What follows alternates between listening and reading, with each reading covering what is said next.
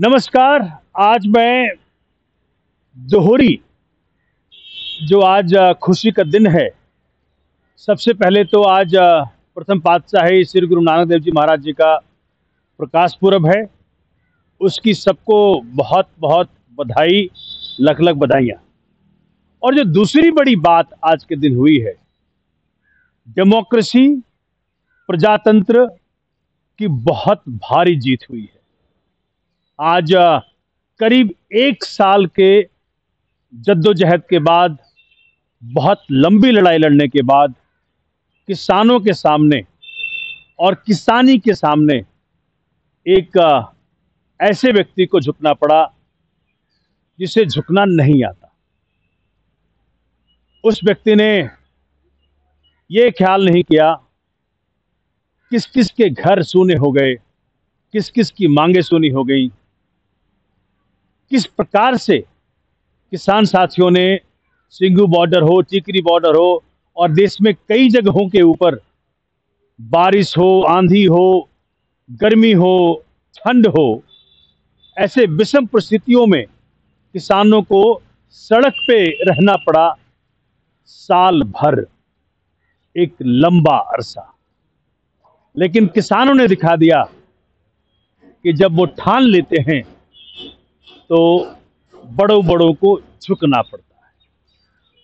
कहा जाता है ना, झुकते हैं सब, झुकाने आना चाहिए। किसानों को झुकाना आया। आज सच की जीत हुई, झूठ की हार हुई। कैपिटलिज्म और क्रोनी कैपिटलिस्ट, छद्म पूंजीपति, उनकी हार हुई और सच की जीत हुई, किसानी की जीत हुई, जमीन की जीत हुई। साथियों, इस बड़े जीत की आप सबको बधाई। देश के करीब करीब हर व्यक्ति ने, क्योंकि किसान और किसानी एक ऐसी चीज है जिससे कोई भी छूता नहीं है। चाहे आप किसानी करते हो या नहीं करते हो, किसानी नहीं होगी तो घर में चूल्हा नहीं जलेगा, खाना नहीं पकेगा। तो ये मुझे लगता है कि आज का दिन बहुत ऐतिहासिक है। और एक बात जान लें, ये जो सामने हार दिख रहा है, भाजपा को सामने हार दिख रहा है, उसके कारण किसानों के आगे झुकना पड़ा। इन्हें किसानों से प्यार नहीं है, इन्हें किसानी से प्यार नहीं है, इन्हें उनके संघर्ष की जो महत्ता है वो नहीं है, इन्हें अपनी हार दिख रही है। इस हार के कारण आज उनको झुकना पड़ा। तीनों किसानों का कानून जो है, जिसे हम काला कानून कहते हैं, उसे रद्द होना पड़ा। पार्लियामेंट हो, पार्लियामेंट के बाहर हो, हर तरफ, हर प्रकार से जिस किसी के बस में जो था, उस प्रकार से ये काले कानूनों का हमने अपोजिशन किया था।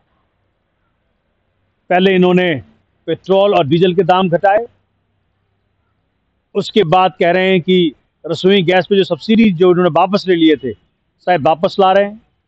और अब तीसरा जो ये सुनिश्चित करता है और जो बहुत हद तक इंडिकेट करने में सफल हो रहा है कि मोदी सरकार की, भाजपा की हर तरफ हार सुनिश्चित दिख रही है। चाहे उत्तर प्रदेश हो, पंजाब में तो साफ साफ दिख रहा था, उत्तर प्रदेश के अंदर भी इनकी बहुत भारी हार दिख रही है, बहुत भारी हार होने वाली है।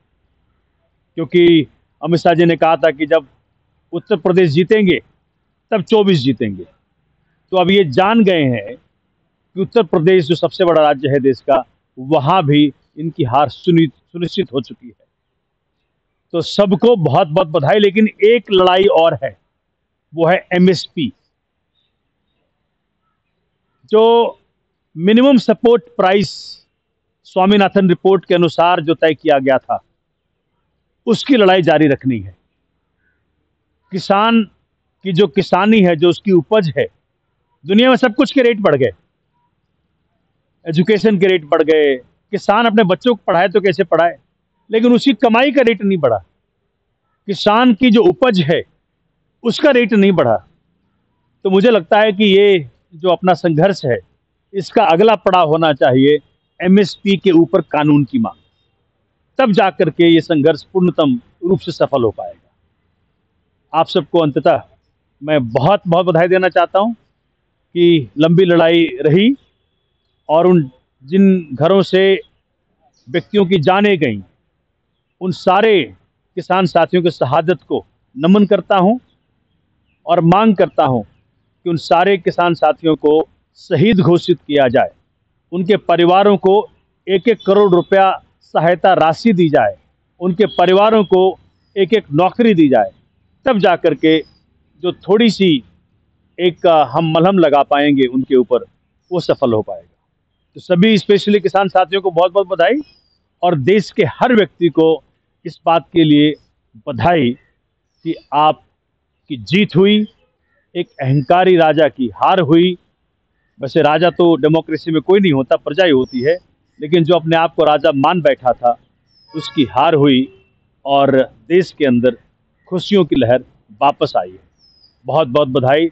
जय हिंद, जय भारत।